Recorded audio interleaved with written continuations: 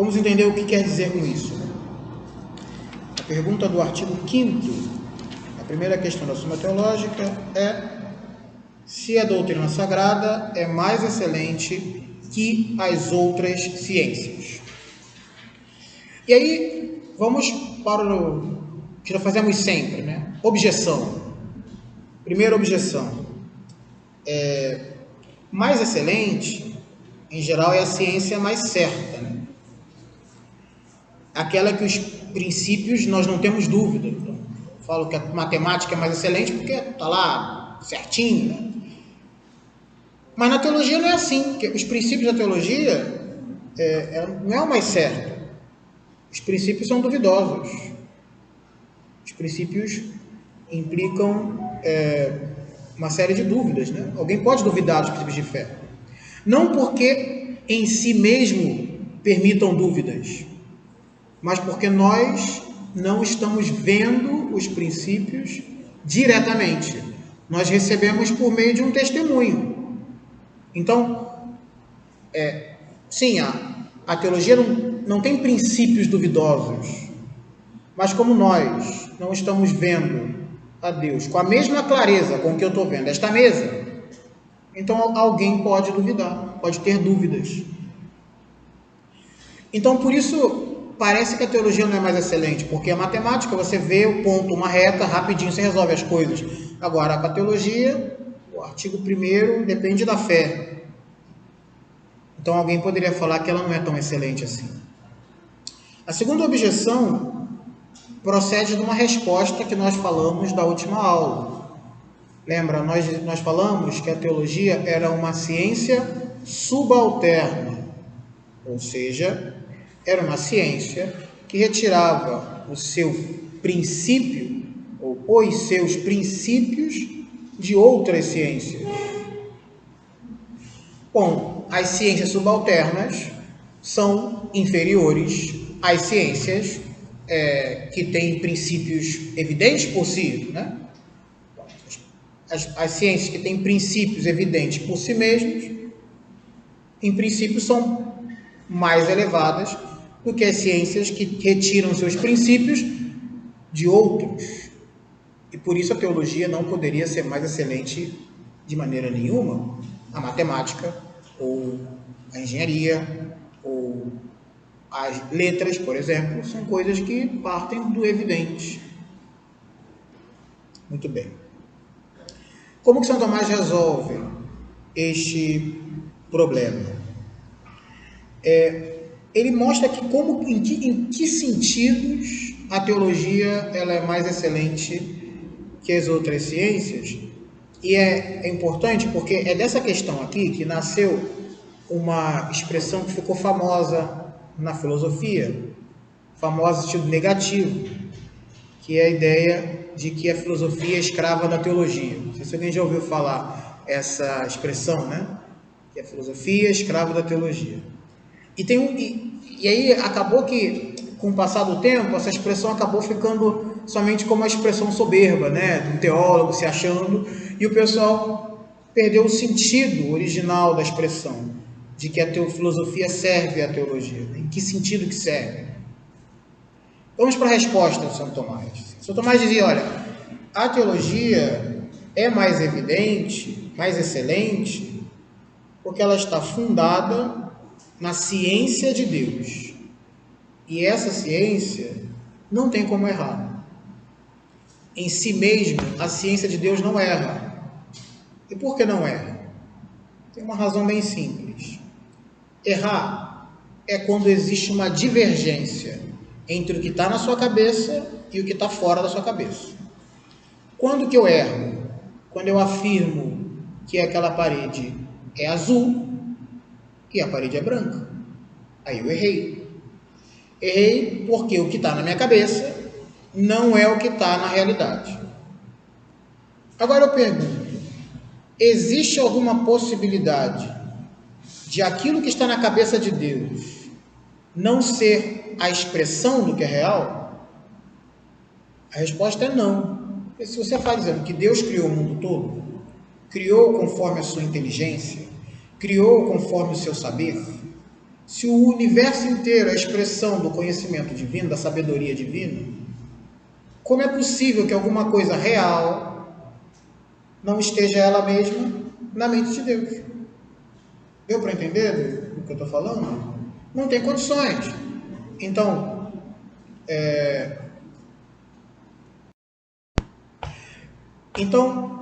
a nossa resposta, a primeira delas é: a teologia mais excelente que ela está fundada na ciência de Deus. E ela estuda Deus mesmo. Então o objeto dela de estudo é mais excelente porque é o Criador, é o fundamento de toda a realidade. Como vamos ver daqui a pouco, vamos provar daqui a pouco, a realidade exige a existência de Deus. Eu não quero falar em realidade, quero dizer, o mundo como ele pede, para o mundo ser consistente, Deus precisa existir. Isso faz parte da prova da existência de Deus, que falaremos daqui a pouco. Nesse momento, se assume, claro, que alguém que se propõe a estudar teologia, ao menos a noção de que Deus existe, o que esse nome significa, tem na cabeça. Depois, você parte para o estudo mais profundo, quer saber como que ele se relaciona com o mundo e assim por diante. Então, sim, a teologia nesse caso é mais excelente porque estuda Deus mesmo. Também é mais excelente no âmbito das ciências práticas. Porque a ciência prática ela é destinada à realização de um fim. A ética é para a realização de um fim. Tudo que é ciência que indica, mostra como devemos fazer as coisas é destinado a um fim. Se você é um médico, é destinado a conseguir curar. Se você é um engenheiro, é destinado a conseguir construir as coisas. Agora, a teologia ela se propõe ao fim de gerar um santo, que acaba sendo mais excelente no sentido de que o objeto é estável. Né? Em que sentido? É para a pessoa conseguir a vida eterna, algo que excede as forças humanas. Antes de continuar explicando o que está escrito na Suma, né, sobre essas coisas de excelência, isso não quer dizer que as outras coisas não sejam excelentes e perfeitas no seu nível. Você pode falar, aquele que se dedica a curar, a ensinar matemática, é altamente excelente naquilo que se propõe a fazer, obviamente. O que São Tomás está falando aqui sobre excelência é naquilo que se refere às coisas eternas. É sempre bom lembrar, a teologia é a ciência que tem a proposta, pelo menos em Santo Tomás, o objetivo de ser uma xerox, uma impressão da ciência divina na cabeça. Isso é xerox. E é nesse sentido que nós falamos em mais excelentes e menos excelentes. Não é no sentido depreciativo que acabou sendo criado a posteriori. É no sentido de estamos comparando as coisas com um critério. Qual o critério? O critério é a vida eterna, que é o objeto que dá razão à teologia. E por que a vida eterna é tão importante? Bom, porque eu vou morrer. Não só porque eu vou morrer, mas também porque já em vida existe um convite a ter uma amizade com Deus. Então, porque vai morrer e porque eu tenho um convite a ver uma amizade com Deus já nessa vida. Então, é nesse sentido. Então, qual o critério com que usamos para comparar a teologia? Qual o critério? O critério é a vida eterna. Por isso que se fala em mais excelente e menos excelente. Essa ideia é importante porque a noção de mais excelente e menos excelente está vinculado a um critério, a uma regra, a uma medida. E nesse caso aqui a medida é a vida eterna. Se a medida fosse a utilidade para a vida humana, aí talvez a noção de excelência fosse diferente, dependendo de como for, mas também para isso é melhor, nada mais útil que conseguir a salvação. Bom, agora vamos às respostas, porque as respostas de Santo Tomás nessa questão elas são muito elucidativas do que é a teologia. Eu acho que vale a pena dedicar um pouco a isso. Primeiro, né? Da onde nascem as dúvidas de fé se Deus não pode errar e se a fé não exige dúvida? As dúvidas de fé não nascem do próprio tema da fé, nasce da debilidade da nossa razão, que nós não conseguimos ver a Deus face a face no momento. E a questão é mais ou menos, eu vou dar um exemplo para distinguir entre uma coisa que é sempre verdadeiro em si mesmo, mas que não sempre é verdadeiro para nós, que nós podemos duvidar por conta da debilidade da nossa razão. Perdoe-me a quantidade de exemplos matemáticos que eu uso, mas infelizmente são os primeiros que me vêm na cabeça. Meia culpa, meia máxima culpa. Então, é o seguinte, há um tempo atrás, um matemático famoso provou uma conjectura de Fermat. E o pessoal estava animado com a prova da conjectura de Fermat. E a conjectura foi feita há muito tempo atrás. Naquela ocasião, o Fermat falou: isso é evidente. É claro que é fácil, não precisa demonstrar, já está evidente para todos. Aí nós passamos 500 anos esperando o evidente do Fermat se manifestar. Aquela identidade matemática, em si mesma, ela sempre foi evidente. Em si mesma, né? Se eu considerar desde o ponto de vista por ela própria, tanto é que até o Fermat viu, né? Então era evidente mesmo, para alguém foi evidente. Mas para nós, para mim, que não sou o Fermat, né? Demorou 500 anos para poder ficar evidente. Porque existem coisas que são evidentes em si mesmas, são verdades claras em si mesmas, mas que não são verdades claras para as pessoas que precisam fazer um processo até chegar lá, até entender. Então, isso acontece muito, assim. Talvez você deve ter visto isso, né? Você chega com um problema grande, assim, com o professor, meu Deus, eu não consigo resolver, aí ele fala, faz assim, funcionou. Era evidente, não era para você, mas era evidente. Era evidente para alguém, era evidente de fato. Então, é nesse sentido, quer dizer, a frase, os ensinamentos da teologia, eles não possibilitam nenhuma dúvida em si mesmos. Quando alguém está vendo diretamente aquele princípio, não tem a menor dúvida. O problema é a debilidade da nossa razão, que é eu que não consigo ver ainda o céu como eu gostaria de ver, né? Então, aí por isso que a dúvida existe em função da debilidade da razão e não da debilidade do que está sendo dito. Isso é bastante importante ter claro, né? E é claro, quando a gente começa a crescer espiritualmente, está mais próximo de Deus, menos dúvida ainda aparece, né? Se chegar para um santo daqueles grandões assim, falar para ele assim, eu tenho uma dúvida se a alma é imortal, ele vai rir de você. Como assim você tem dúvida? Isso é tão evidente. Né? Claro, para ele está muito evidente, né? Para mim talvez demore um pouquinho mais. Vou contar uma historinha que eu vi sobre um santo, não está canonizado ainda, desculpa, mas está quase, né? É um menino que lá, italiano, isso, Então, uma vez chegaram para ele, chegou um teólogo para ele e falou: você sabia que tem muitos teólogos que estudaram e disseram que Jesus não está presente aí na Eucaristia? Ele olhou assim, tá. Ignorou e falou: não, eles não sabem o que estão falando, ele está presente sim. E acabou. Como se a maior das simplicidades, assim.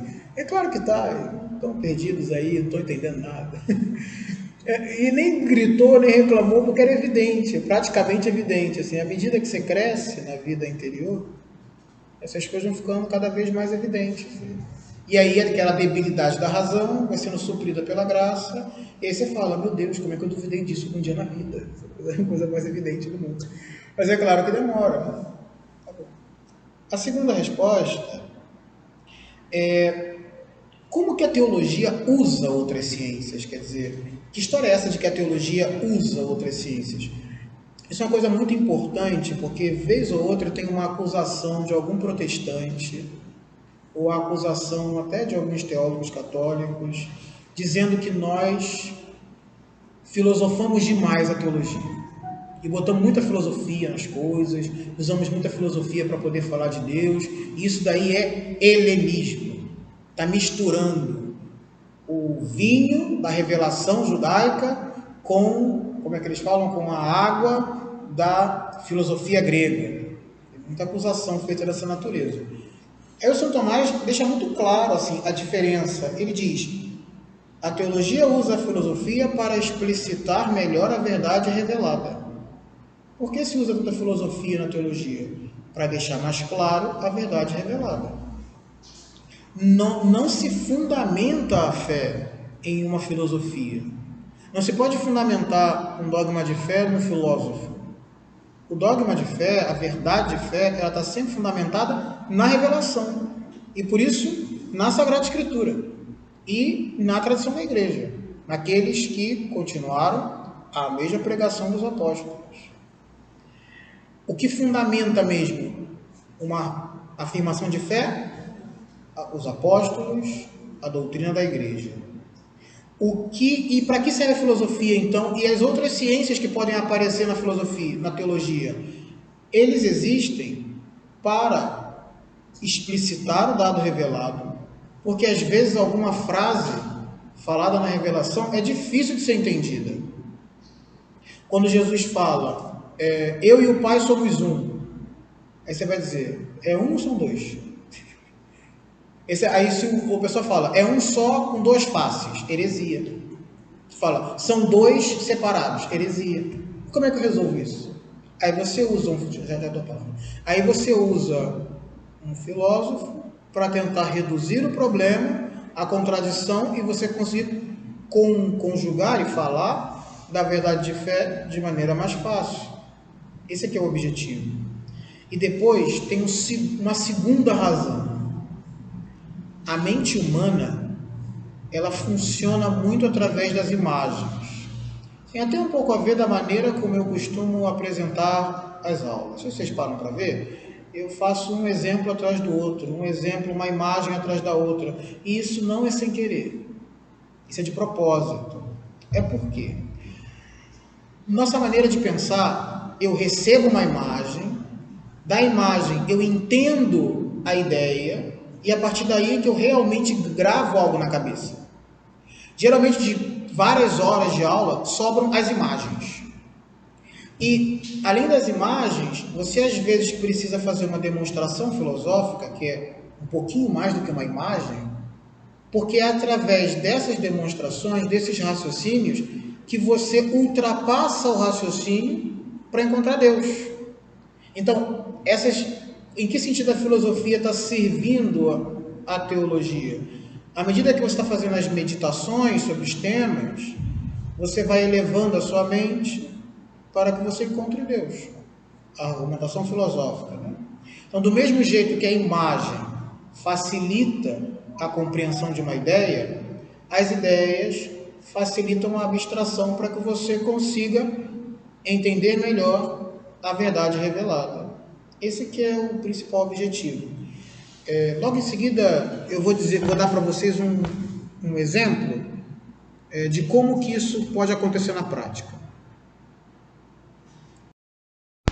Fiquei de dar um exemplo para vocês de como que uma argumentação filosófica pode ser útil para um dado teológico. Eu citei agora o exemplo da Trindade, sobre um Deus, as pessoas, 3 pessoas. Mas tem o exemplo da Eucaristia também. Quer dizer, é Deus. Eu estou vendo pão. E a noção de substância e acidente ajuda muito para você conseguir entender como que substancialmente eu estou comungando Jesus Cristo, verdadeiramente homem e Deus, corpo, sangue, alma e divindade, e eu estou vendo pão, estou sentindo gosto de pão, estou sentindo cheiro de vinho. E como que isso acontece? Quer dizer, quando nós temos um conhecimento filosófico do que é substância, do que é acidente, aí fica mais fácil entender. que houve uma alteração de substância e uma conservação dos acidentes. Os acidentes são tudo aquilo que é externo, que você pode perceber pelos sentidos da coisa, né? É a cor, formato, desenho, cheiro, tudo acidente. E tem a substância, que é o princípio mesmo que dá unidade àquela coisa. Quando acontece a transubstanciação, o princípio de realidade ali não é mais o anterior que era um pão, ou o anterior que era um vinho, é o próprio Deus. Agora, claro que quando a gente entende melhor o conceito de substância e acidente na filosofia, quando você apresenta esse dado dogmático, fica mais bonito, mais fácil de entender. Antes disso, de aparecer esses conceitos de substância, acidente, sempre tinha algum outro teólogo dizendo que a Eucaristia era só um símbolo, só uma imagem, era só uma imagem do pão da vida, só uma imagem da multiplicação dos pães. Mas não diziam, é Jesus, é Deus. E tinham dificuldade para falar. No século XII, por exemplo, aconteceu uma heresia assim, de alguém que dizia que era só um símbolo, uma imagem, uma lembrança, uma vaga lembrança de Jesus Cristo, né? Mas depois que esses conceitos começaram a ser usados, aí todo mundo fala, não, é Jesus mesmo, é Deus que está ali. Então isso tudo favorece e foi uma ajuda da filosofia, né? É nesse sentido que a filosofia contribui para esclarecer e compreender melhor o dado de fé. Não foi a teologia, a filosofia que disse para mim, isto é o meu corpo. Quem falou, isto é o meu corpo, foi Jesus na última ceia. Agora, como é que eu vou interpretar o isto é o meu corpo e eu estou vendo pão? Mas ele falou que é. Ele falou que é, com a autoridade de Deus que é. E eu estou vendo pão. E agora? O que eu faço? Como é que resolve isso aí? Então, você usa a filosofia para resolver essas coisas. E não só usa, quer dizer, foi usado muitas vezes. Foi usado em Boécia para resolver o problema da Trindade. Foi usado na época de Santo Anselmo, do Godofredo. Eu esqueci o nome do herege do século XII. Para resolver o problema da Eucaristia. Várias vezes foi usado para tratar de coisas sobre o Verbo encarnado, sobre Jesus Cristo, para resolver contradições. Tá bom? Muito bem. Vamos para o próximo artigo da Suma Teológica.